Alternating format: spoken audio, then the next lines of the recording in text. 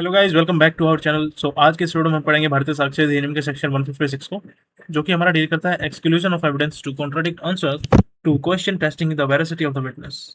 तो अगर आप लोग चैनल पर पहली बार आए हैं या वीडियो को पहली बार देख रहे हैं तो वीडियो को लाइक करके चैनल को सब्सक्राइब जरूर कर लीजिएगा, ताकि आने वाले लेक्चर्स के अपडेट आप तक आसानी से पहुंच सके। आज का जो लेक्चर हमारा बहुत ही इंपॉर्टेंट रहने वाला है, सो वीडियो को अंत तक जरूर देखिएगा, ताकि आपके जितने भी डाउट्स है सेक्शन 156 के रिगार्डिंग वो सारे के सारे आपके डाउट्स क्लियर हो जाएं। तो क्या कहता है भारतीय साक्ष्य अधिनियम का सेक्शन 156, आइए जानते हैं इस वीडियो के अंदर। So, according to the section 156 of भारतीय साक्ष्य अधिनियम, exclusion of evidence to contradict answers to questions testing veracity. तो देखो सेक्शन 156 क्या कहता है। सेक्शन 156 हमें ये बात बताता है कि अगर किसी विटनेस को जो है सिर्फ उसकी ट्रूथफुलनेस यानी कि उसकी वेरासिटी या फिर उसके कैरेक्टर या क्रेडिबिलिटी को टेस्ट करने के लिए क्रॉस एग्जामिनेशन में जो है यानी दूसरे एडवोकेट के द्वारा कोई क्वेश्चन है वो पूछा गया और उस विटनेस ने जो है उसका आंसर भी दे दिया, तो नॉर्मली उस आंसर को जो है गलत प्रूव करने के लिए अलग से जो है एविडेंस प्रोड्यूस नहीं किया जा सकता। ये कहता है section 156।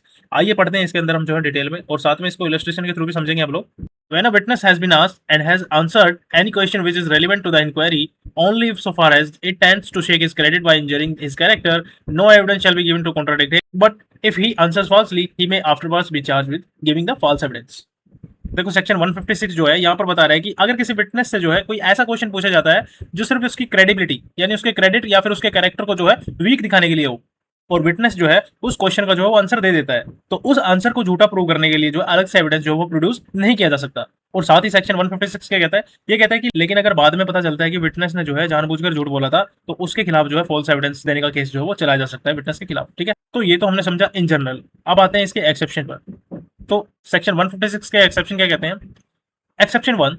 If a witness is asked whether he has been previously convicted of any crime and denies it, evidence may be given of his previous conviction. देखो एक्सेप्शन 1 क्या कहता है। एक्सेप्शन 1 कहता है कि अगर विटनेस से जो है वो पूछा जाए कि क्या तुम जो है पहले किसी क्राइम में कन्विक्टेड जो है वो हो चुके हो, और विटनेस जो है इस बात का जो है आंसर देता है कि नहीं, मैं तो नहीं हुआ हूँ, ठीक है, जबकि वो पहले कन्विक्ट हो चुका था, तो इस सिचुएशन में जनरल रूल जो है अप्लाई नहीं होगा। यहाँ पर इस चीज का एक्सेप्शन है कि कोर्ट में जो है उस विटनेस के प्रीवियस कन्विक्शन के एविडेंस यानी कि जजमेंट हो, कोई रिकॉर्ड हो, या फिर कोई कन्विक्शन का कोई भी मतलब कि एविडेंस दिया जा सकता है, ठीक है, उसको झूठा प्रूव करने के लिए।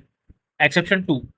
If a witness is asked any question tending to impeach his impartiality and answers it by denying the facts suggested, he may be contradicted.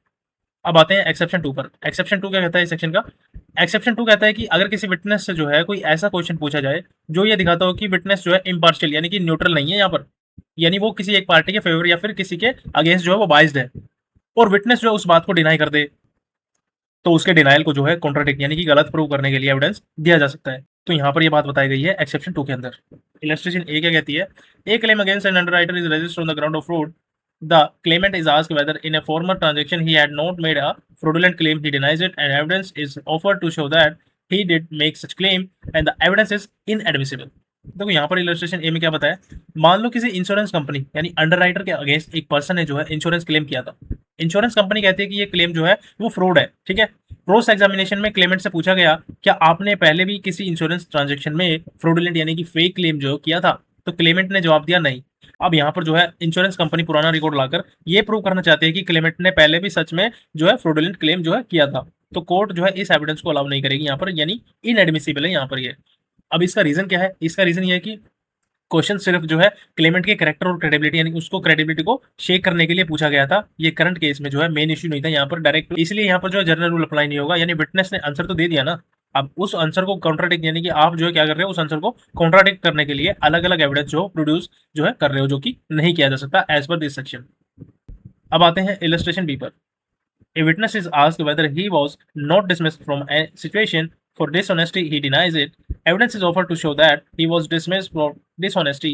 The evidence is not admissible. यहाँ भी जो है वो एविडेंस एडमिसिबल नहीं है। क्यों नहीं है, आइए पढ़ते हैं। देखो इलस्ट्रेशन बी क्या कहती है यहाँ पर। तो इस इलस्ट्रेशन को ऐसे समझो, मान लो कोई जो विटनेस, मान लो कोर्ट में एक विटनेस आता है, ठीक है, और उससे पूछा गया क्या आप जो है पिछली बार भी जॉब से डिसऑनेस्टी यानी बेईमानी की वजह से जो है आपको निकाला गया था, ये क्वेश्चन जो है पूछा गया, ठीक है।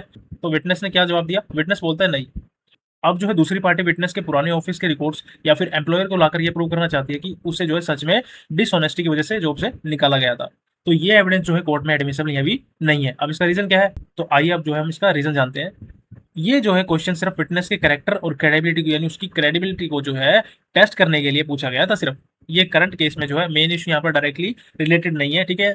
इसीलिए जो है जनरल रूल के अकॉर्डिंग विटनेस ने जो है वो तो आंसर तो दे दिया, उस आंसर को कॉन्ट्राडिक्ट करने के लिए अलग से जो है एविडेंस प्रोड्यूस जो है नहीं किया जा सकता एज पर दिस सेक्शन 156। तो आई होप आपको जो है सेक्शन 156 अच्छे से क्लियर हो गया होगा। अगर आपका कोई डाउट रहता है तो मेरे को कमेंट सेक्शन में बता देना। So thanks for watching guys, that's all over section 156 of भारतीय साक्ष्य अधिनियम। I hope you really enjoy this video, so don't forget to like, share, subscribe. Wish you all the best. Keep watching.